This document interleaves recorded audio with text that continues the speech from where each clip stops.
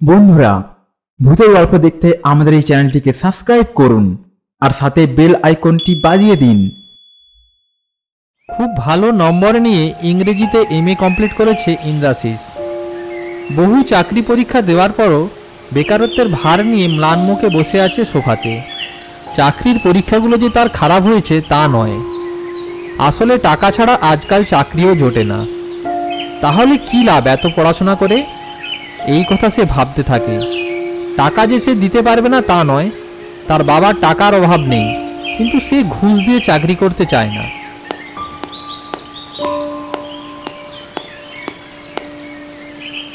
বলছি, তোর সব সার্টিফিকেটগুলো কাল সকালে আমাকে দিস তো। কেন বাবা, তুমি এগুলো নিয়ে কি করবে আবার? ভাবছি কাল একবার এমএলএ সাহেবের সাথে দেখা করব। আমার বন্ধু, মানে তোর ওই নিবারণ কাকুর কাছের খুব লোক এমএলএ সাহেব। কাল আমার সঙ্গে নিবারণের দেখা হয়েছিল। ও বলল এমএলএ কোটাতে একটা হাই স্কুলের চাকরি আছে। তুমি এমএলএ সাহেবের কাছে যাবে? তার মানে তুমি আমাকে ঘুষ দিয়ে চাকরি করতে বলছো? এতে কি আমার মান সম্মান থাকবে? ওসব সার্টিফিকেট আমি দিতে পারবো না। বাবা একটু রেগে গিয়ে বলল, 2 বছর ধরে তো অনেক চাকরি পরীক্ষা দিলি, কোনো কিছু কি হয়েছে? এইভাবে বেকার থেকে কি সম্মান পাচ্ছ শুনি? দিন দিন তো বয়স বাড়ছে, কবে তুমি চাকরি পাবে, কবে আমার নাতি নাতির মুখ দেখবো, সেই আশায় কি চাতক পাখির মতো আমাকে বসে থাকতে হবে নাকি? যদি ত্যায্যপুত্র না হতে চাও, কাল সকাল সকাল সার্টিফিকেটগুলো আমার হাতে তুলে দিও। তোর ছাড়া ছেলে কোথাকার। আমার ত্যায্যপুত্র হওয়ার কোনো ভয় নেই, কিন্তু এরপর এই কথাটা মা, মাসি ও বিভিন্ন আত্মীয় স্বজনের কানে হবে, আর সবার বকর বকর শুনতে হবে আমাকে। তার থেকে সার্টিফিকেটগুলো দিয়ে দেওয়াই ভালো। বড্ড খিদে পেয়েছে। মা, আমায় খেতে দাও। হ্যাঁ, দিচ্ছি।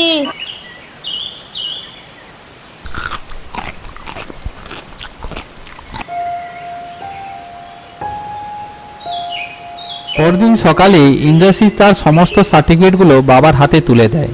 বাবা ছেলের হাত থেকে সমস্ত সার্টিফিকেটগুলো নিয়ে রওনা দেয় এমএলএ সাহেবের সঙ্গে দেখা করার উদ্দেশ্যে।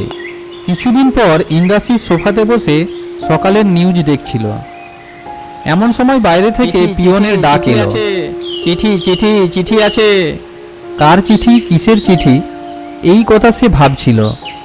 বাবা এসে গেটটা খুলে পিয়নের কাছ থেকে চিঠিটা নিয়ে আবার দরজাটা লাগিয়ে দিল। চিঠিটা খুলে দেখা মাত্র বাবার মুখে একটা হাসি ফুটে এলো। ওগো, শুনছো? তোমার ছেলের চাকরিটা হয়ে গিয়েছে। তুমি সত্যি বলছো? কি চাকরি? কোথায় হয়েছে চাকরিটা? ভোগপুর উচ্চ বিদ্যালয়ে ইংরেজি মাস্টার হিসেবে পরশু থেকে ওর জয়েন্ট। জয় মা দুর্গা, এই তো খুব ভালো খবর গো। তুমি তাহলে এখনই বাজার থেকে একটু মিষ্টি নিয়ে এসো।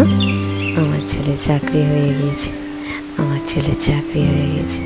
ছেলে চাকরি পেয়েছে তাই মা বাবার আনন্দ আর ধরে না। এদিকে ইন্দ্রাশিসের মুখে খুশি বা আনন্দের লেশ মাত্র নেই, কারণ সে জানে চাকরিটা কিভাবে তার হয়েছে। কিন্তু তার কথা শোনবার কারো ইচ্ছে নেই। অগত্যা তাকে যেতে হবে চাকরিতে জয়েন করার জন্য। পরদিন সকাল সকাল ইন্দ্রাশিস বেরিয়ে পড়ল ভোগপুর উচ্চ বিদ্যালয়ের উদ্দেশ্যে।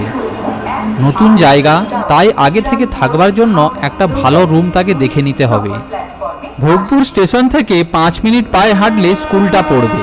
ট্রেন থেকে নেমে ইন্দ্রাশিস হাঁটতে থাকে স্কুলের দিকে। কিছুটা পথ হাঁটার পর সে একটা চায়ের দোকানের সামনে এলো। কিছু মানুষ বসে চা খাচ্ছিল সেখানে। ইন্দ্রাশিস তাদের সামনে গিয়ে বলল, শুনছেন? বলছিলাম এখানে কোথায় ঘর পাওয়া যাবে একটু বলতে পারবেন? এই অঞ্চলে নতুন বুঝি, তা কেমন রুম খুঁজছেন? হ্যাঁ হ্যাঁ, আমি এই অঞ্চলে আজই এলাম। আসলে আমি যাব ভোগপুর উচ্চ বিদ্যালয়ে। আমি ওখানকার ইংরাজি মাস্টার। তা এখানে থাকার মতন যে কোনো একটা ভালো রুম আমার দরকার ছিল, তাই একটু খোঁজ দিতে পারলে খুব ভালো হয়। সে তো খুব ভালো কথা মাস্টার মশাই, কিন্তু এখানে এক মানুষের ঘর পাওয়া ভীষণ চাপের ব্যাপার। বাড়ি ভাড়া না পেলে আমি এখানে থাকবো কোথায়? আপনি একটু দয়া করুন প্লিজ। একটা বাড়ি আছে মাস্টার, কিন্তু শুনেছি বাড়িতে নাকি ভূতের উপদ্রব আছে, তাই কেউ ভাড়া নেয় না। তবে অবশ্য সেই ভূত যে কারো ক্ষতি করেছে তা শুনিনি কখনো।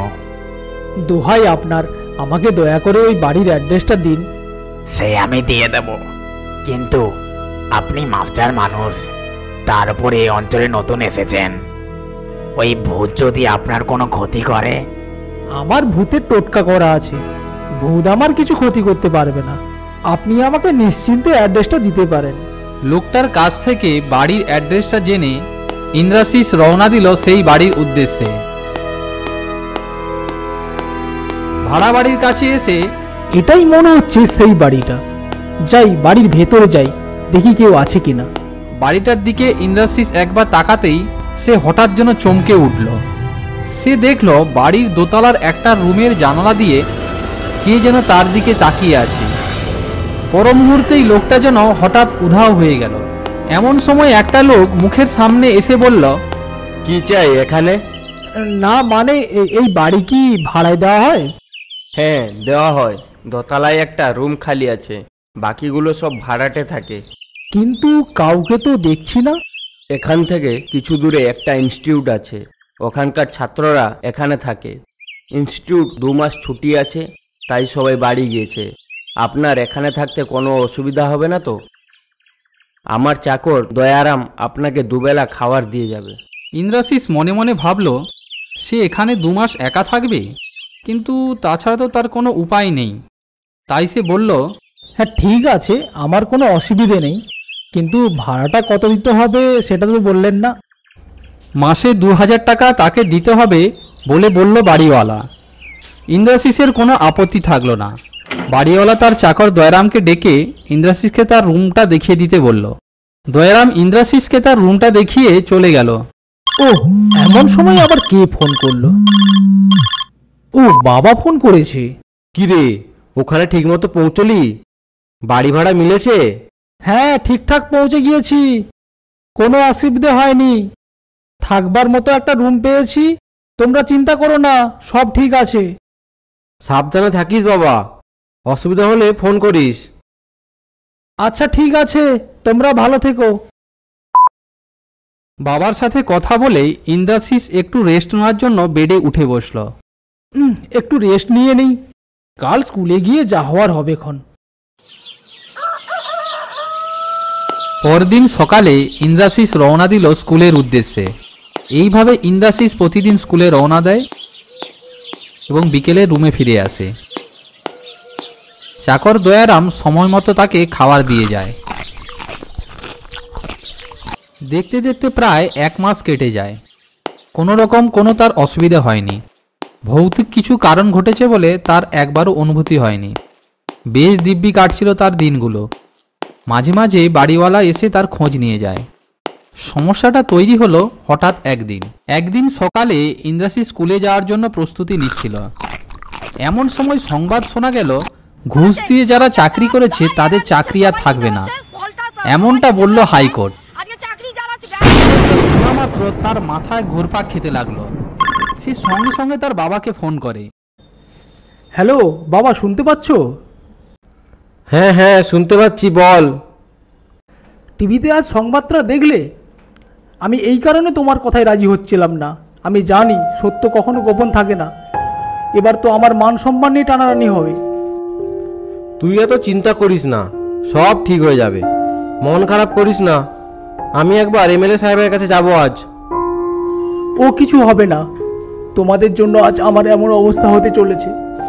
এই বলে ইন্দ্রাশিস ফোনটা কেটে দেয়। তারপর সে মুখে কিছু বিড়বিড় করতে করতে রুমের ভেতরে পায়চারি দিতে থাকে।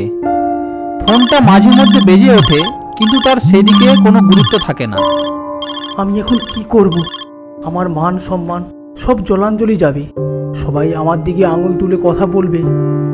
হাটে মাঠে বাজারে যেখানেই যাব সবাই আমার দিকে তাকিয়ে থাকবে, বলবে ওই দেখ, ওই ছেলেটা ঘুষ দিয়ে চাকরি পেয়েছে।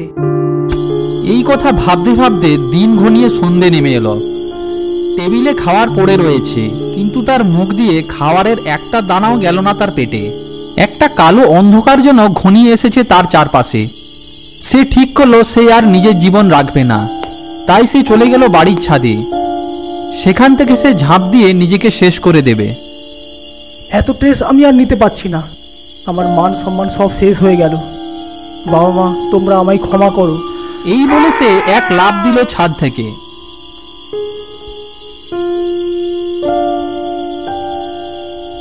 এ কি, আমি হাওয়াতে ভাসছি কেন?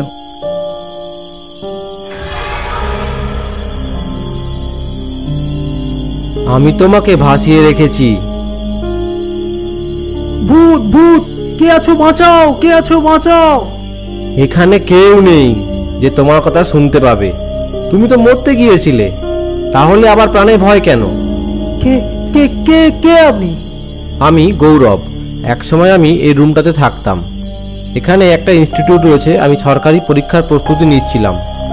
বহু চেষ্টা ও বহু খরচ করার পরেও আমি সরকারি চাকরি পাইনি। ধীরে ধীরে আমি ডিপ্রেশনে পড়ে যাই। তারপর আমি স্টেপ নেই তোমার মতো। তাহলে তুমিই বলো আমি কি করব? আমার বেঁচে থাকার মতো তো কিছুই রইল না। আছে মাস্টার, আছে। আচ্ছা বলো তো মাস্টার, তুমি যদি দেখো তোমার কোনো ছাত্র এমনটা করছে, তুমি তাকে তাহলে ছেড়ে দিতে, না তোমার মাস্টার হওয়ার দায়িত্বটা বহন করতে? শুধু চাকরি থাকলেই কি মাস্টার? তোমার শিক্ষা সংস্কৃতি কোনো ভ্যালু নেই তোমার জীবনে? কথাটা ভেবে দেখবে মাস্টার। এই কথা বলে গৌরব ইন্দ্রাশিসকে মাটিতে নামিয়ে দেয় এবং হাওয়াতে মিলিয়ে গেল।